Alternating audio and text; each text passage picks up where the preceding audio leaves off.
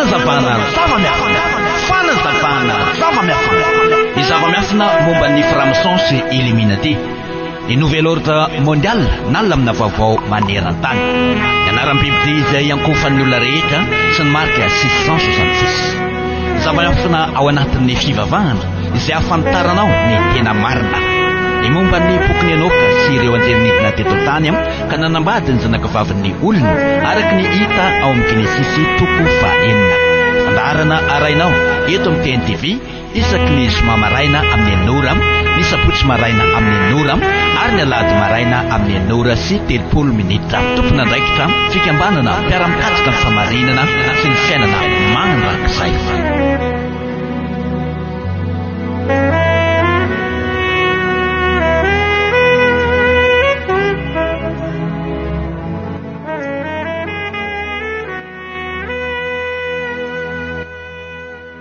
dia tonga eo amin'izao fotoana afahako manohy an'izao fandaharana izao indray ny tenako amin'ity ora ity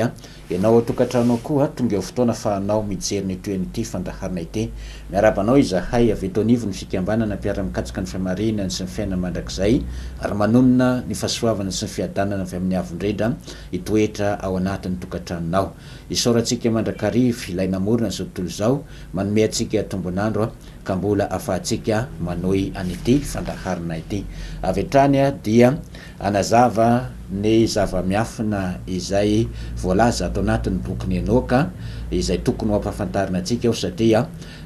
resaka sy fanazavana momba ny boky Enoka no hoentiko mandritra ny fotoana izay ahatafita ny zava-dehibe tokony hoampitaina any amintsika mpijery. Noho izany dia aza eritreretinao hoe zavatra foroporonina na hoe zavatra tsy misy zao zavatra lazaina izao fa omaly de efa nazavaina taminao fa ny apôstôly ny fiangonan'ny apôstôly tamin'ny taonjato voalohany sy ny taonjato faharoa sy ny fahatelo ary ny fiangonan'ny zanak'Israely de samy nampiasa ny boky Enoka ary nikambana tamin'ny baiboly ny boky Enoka talohan'ny taonjato fahatelo fa tao aorianan'izay taonjato fahatelo izay vao namoaka lalàna ny rain'ny eglizy romanina mba anafoanana ny boky Enoka ka tamin'ny fivoriana tany Laodiki tamin'ny taona 480 no namoana an'izany lalàna izany. Raha mijery ny boky Enoka ianao ka mamaky ny sasiteny dia toy izao ny ao amin'ny teny fanolorana ao amin'ny boky Enoka ao amin'ny pejy voalohany zany de izao ny sasiteny ao. Arak'izay voarakitra amin'ny testamenta vaovao sy fanambaran'ireo rain'ny eglizy ireo mpinjiosy de efa samy nahafantatra hatramin'ny ela ny fisian'ny boky iray izay mitondra ny anarany Enoka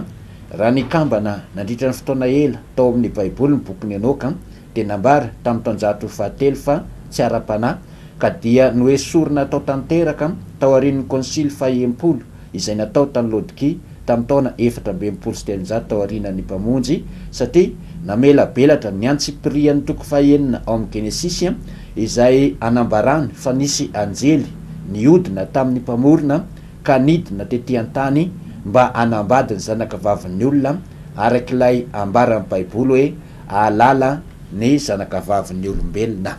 Zany hoe sasiteny ao amin'ny boky Enoka io na amin'ny dikateny vahiny no amakinao ny boky Enoka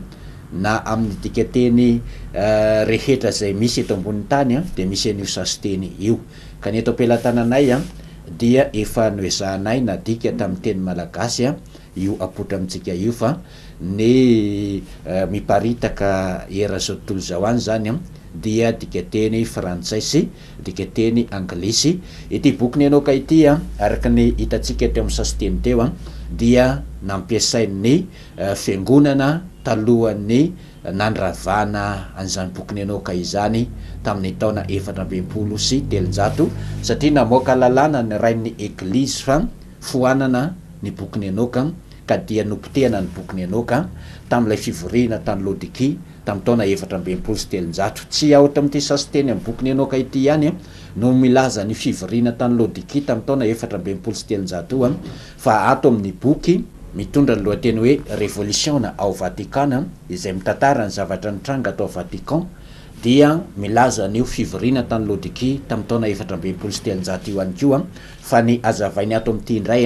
dia ny nanamafisana n'ilay lalàna navoaka ny Constantin izay nandidy ny olona rehetra hitandrina ny andro ny masoandro na ny andro sanday na ny andro alahady ary tsy maintsy nivavaka tamin'ny andro alahady na ny andro masoandro ny mpino rehetra rehefa navoaka io lalàna io tamin'ny taona 430 io apotra amintsika eo amin'ny écran io mo ny voasoratra ato amin'ny révolution au Vatican pejy 430 io apotra amintsika io de zao lazainy hoe fantatry ny olon-drehetra fa ny alahady no andro voalohany amin'ny herinandro fa ny asabotsy andro fafito no sabata naoriny avindrindra ho andro fitsaharana ny eglizy romanina no nanova ny asabotsy andro fitsaharana ho alahady tsy nanery fotsiny ny olon-drehetra hitandrina ny alahady izy fa mbola ny konsily tany Laodikia tamin'ny taona 430 aoriana mpamonjy koa nanambara hoe aoka oroaina soaongana tsy ho isan'ny eglizy intsony ireo zay mifikitra ny fitandremana ny sabata zany hoe tsy ny fanerenan'ny olona hivavaka amin'ny andro masoandro na ny andro alahady ihany zany no lalàna navoaka ny rain'ny eglizy tamin'ny konsily faha-empolo tamin'ny taona 430 tany Laodikia fa namoaka lalàna ihany koa ny rain'ny eglizy mba ho foanana ny fampiasana ny boky ny Enoka satria ny boky ny Enoka dia mamela belatra ny antsipiriany ao amin'ny Genesis toko fahaenina izay manambara fa nisy anjely nidina teto ambonin'ny tany nanambady ny zanakavavin'ny olona na hoe ahalala ny zanakavavin'ny olombelona ary dia famela belarina zay Genesis toko fahaenina izay no ao anatin'ny boky ny Enoka nefa de nesorin'ireo rain'ny eglizy tsy ho isan'ny baiboly intsony ny boky ny Enoka satria manelingelona ny fivavahana zay natsangany romanina sy mamoaka ny sekrean'ny fivavahana romanina ny ao anatin'ny boky ny Enoka zany hoe io fivavahana arahantsika io zany ny fivavahanao amin'ny Jesosy na amin'ny Jésus na amin'ny Jesosy dia voahelingelona raha navoaka ny boky ny Enoka satria mitantara ny fivavahana natsangany reto anjely sy ny taranany reto teto ambonin'ny tany koa ny ao anatin'ny boky ny Enoka ka fivavahana natsangan'ireo anjely ireo io lovain'ny fivavahana rehetra eto ambonin'ny tany io ianao zany de mipetraka ny teny voasoratra hoe tsy tsara ny fanahy raha tsy manana fahalalana de andeha ara hoporifotsika hatrany izany fisin'ny boky ny Enoka nampiasain'ny apôstôly tamin'ny andro ny apôstôly izany na de efa niporifo koa raha omaly de mbola hoporifoka ihany androany satria mety misy amintsika tsy naharaka ny fanjavana omaly hoe omaly hoe i Joda dia maka teny ao anatin'ny boky ny Enoka ao amin'ny Joda 410 ny Joda dia toko ray ihany de ao amin'ny 410 de zao nivaky ny teny eo amin'ny baiboly dika teny FFPM no amakiko azy Joda 410 ary Enoka koa ilay fafito nandimby anadama de efa naminaniny amin'ireny olona ireny ka nanao hoe indro tonga ny avindrindra ambanin'ny masiny tsy mbialinalina hitsarany olona rehetra sy ampiaiky ny olona ratsy fanahy rehetra ny amin'ny asan'ny aratsipanahy rehetra izay nataony tamin'ny aratsipanahiny noentiny nanoerana ny avo indrindra de ato amin'ny Enoka no nangalany Joda zany teny faminanina izany ka hovakiko amintsika ny ato amin'ny boky ny Enoka izay nangalana an'izany Enoka toko faharoa no misy anio faminanina io eto amin'ny andininy voalohany araka ny asehoantsika eo amin'ny écran izao ny vaky ny teny ny filahatry ny zavaboary dia manamarina ny fisin'ny mpamorona indro izy avy miaraka amin'ireo masiny anarivoarivo hitsara zavaboary rehetra ary andringana ny taranaka ny ratsy fanahy ka anohitra ny nofo rehetra no ny eloky ny mpanota sy ny tsy mino mikasika azy izay ny Enoka toko faharoa andininy voalohany niaraka tamin'ny soramandry ary naveriny Joda io ao amin'ny epistily nosoratany Joda 4:10 dia raha manazava amintsika zany ilay sasy teny ao amin'ny boky ny Enoka hoe fantatry ny mpino jiosy sy ny mpanaradian'ny mpamonjy rehetra fa nisy ny boky mitondra ny anarany Enoka izay nikambana tamin'ny baiboly nandritra ny vanim-potoana mbola nampiasain'ny mpaminany sy nampiasain'ny apôstôly ny baiboly original soratanany mpaminany izay fampiasa tamin'izany fotoana izany. Nikambana tamin'ireny baiboly ireny ny boky ny Enoka fa noesoriny rain'ny eglizy romane sy nofoanany ary norarano ny fampiasana ny boky ny Enoka na taorinan'ny taona 730 tamin'ny taona 770 tateo aorinan'ny mpamonjy indray vao hita tany Etopia tao andavabatony Qumran ny horonam-boky izay mitondra ny anarany Enoka. Zany hoe tsy ny horonam-boky mitondra ny anarany Enoka ihany no hita tany Etopia tamin'ny taona 770 fa nisy ihany koa ny apahany amin'ny bokin'ny Salamo amin'ny soratanana original nosoratan'ny mpanao Salamo sy nisy apahany amin'ny horonam-bokin'ny Isaia mpaminany hita tany amin'izany lavabatony Qumran tany Etopia izany. Ka ny zavatra izay hoentinay eto dia zavatra misy porofo avokoa ho antsika rehetra izay mitady porofo izany. Ny famarinana no averina riavana izay miaino voalaza ao amin'ny Daniel 12:7 manao hoe izay mamerina ny maro amin'ny famarinana dia ho tahaka ny kitana mandrakizay dory. Zany hoe misy olona no fidininy avindrindra amerina ny maro ho anatin'izany famarinana izany. Ny famarinana indray nefa dia nisy nandrava tany aloha tany, ary izay famarinana nisy nandrava izay no asaina averina. Ao amin'ny Daniel 5:9 dia manambara amintsika ny fahavalony avindrindra izay nandrava ny famarinana sy nanosooso ny famarinana. Vakio ny Daniel 5:9 dia ahita zany zavatra lazaiko izany ianao. Nisy fanjakana nandrava ny famarinana tao ary nanitsakitsaka ny famarinana izay noravany io fanjakana io. De aty amin'ny Daniel 12:7 dia milaza fa isy amerina ny famarinana. Ny zavatra iray izay asaina averina eo amin'ny toerany dia tsy midika hoe zavatra tsy nisy fa tena nisy le izy fa nisy nanala teo amin'ny toerany. Ary fomba fitenitsika fampiasa ao tokantranao ny hoe averena amin'ny toerany ny zavatra alainareo.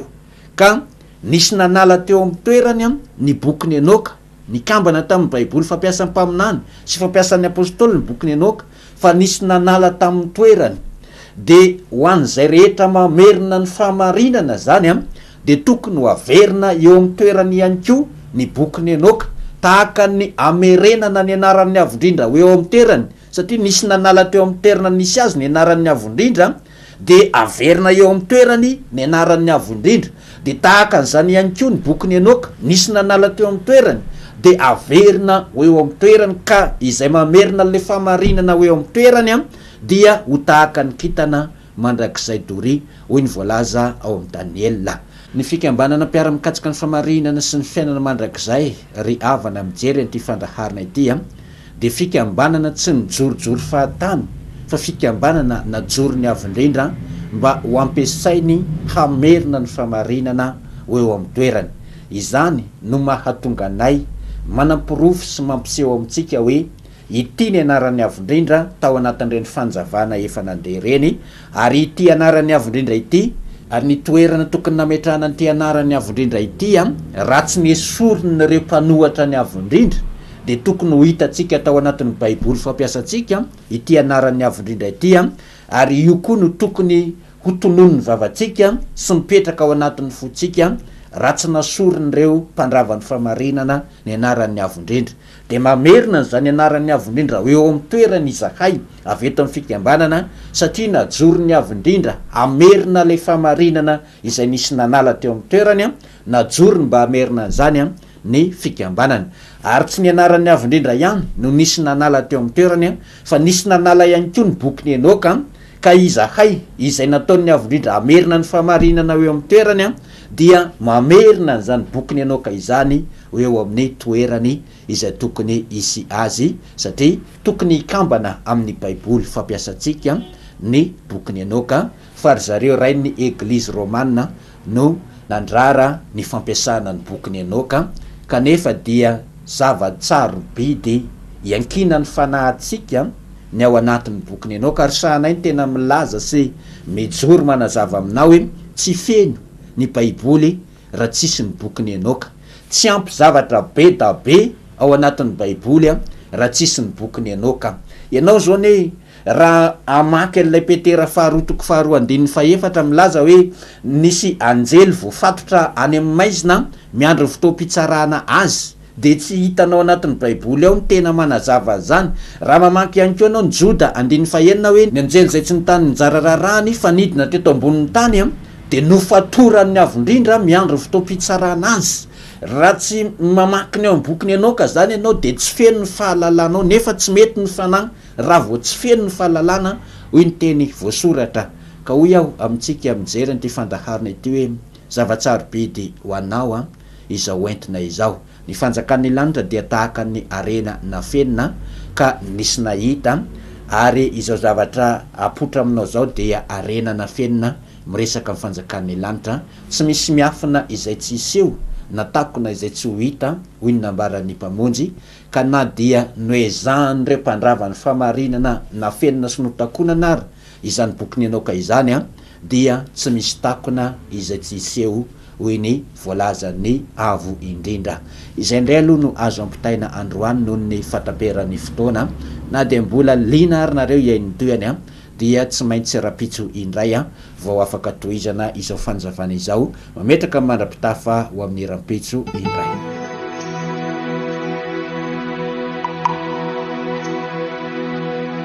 Fanazavana zava-miafina. Ny zava-miafina momba ny franc-maçon sy Illuminati. Ny nouvel ordre mondial nalamina vaovao maneran-tany. Ny anaram-biby ity izay ankofan'ny olona rehetra sy ny marika 666. Zava-miafina ao anatin'ny fivavahana izay ahafantaranao ny tena marina. Ny momba ny bokiny enoka sy ireo anjelinidina teto tany ka nanambady ny zanakavavin'ny olona araka ny hita ao amin'ny Genesisy 3:4. Fandaharana arainao eto amin'ny TNTV isaky ny zoma maraina amin'ny 9h, ny sabotsy maraina amin'ny 9h ary ny alahady maraina amin'ny 9h30. Tompon'andraikitra fikambanana mpiara-mikatsika ny famarinana sy ny fiainana mandrankizay.